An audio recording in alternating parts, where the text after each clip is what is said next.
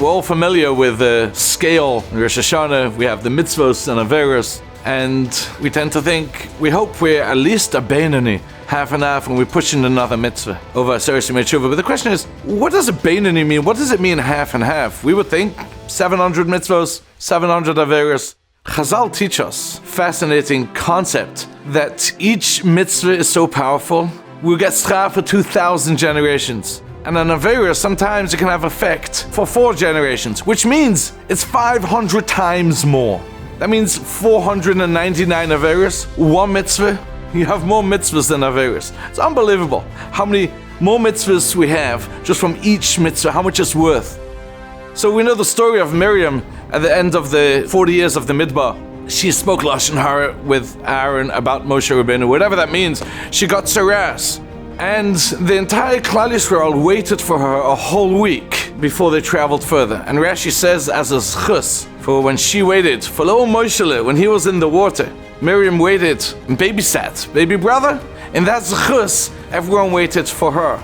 Now the Baal HaTurim points out something fascinating, that if we get schar 500 times more than we actually did, than we actually deserve, then try to make the calculation. She got schar an entire week of schar. Now if you do the math, which I couldn't, but my trusty calculator figured it out, that a 500th of a whole week is 20 minutes and 16 seconds. Just picture this. Mommy tells little kid Miriam, do you want to go babysit Moshe? I'm sure she did it with a happiness, with a smile, and she went down and babysat. She sat there for 20 minutes only. She could have been thinking, who cares? Who notices? Is it a big deal? And the schar didn't come right away. It was actually 120 years later. 120 years later, the entire Klal Yisrael waited for her 7 days because she did a mitzvah for 20 minutes. Can you imagine what it means once closing your eyes for a moment? 500 times that we get schar. We could be sitting in the airport and there's inappropriate things going on. We could see things. Imagine we close our eyes for 20 minutes because we know it's not the most kosher place. Years later, we don't know how long it may take, but somehow your business is flourishing. An entire week, you're in sales, an entire week, your sales are going so good because 20 minutes you controlled yourself.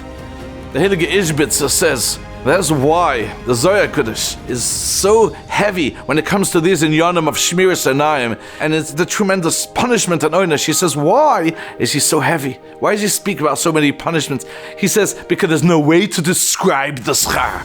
And the only way to describe the schar of controlling yourself is when you say how heavy it is and how terrible it is. One bad look, just imagine, once closing your eyes, 500 times more than that. More than the punishment is the schar.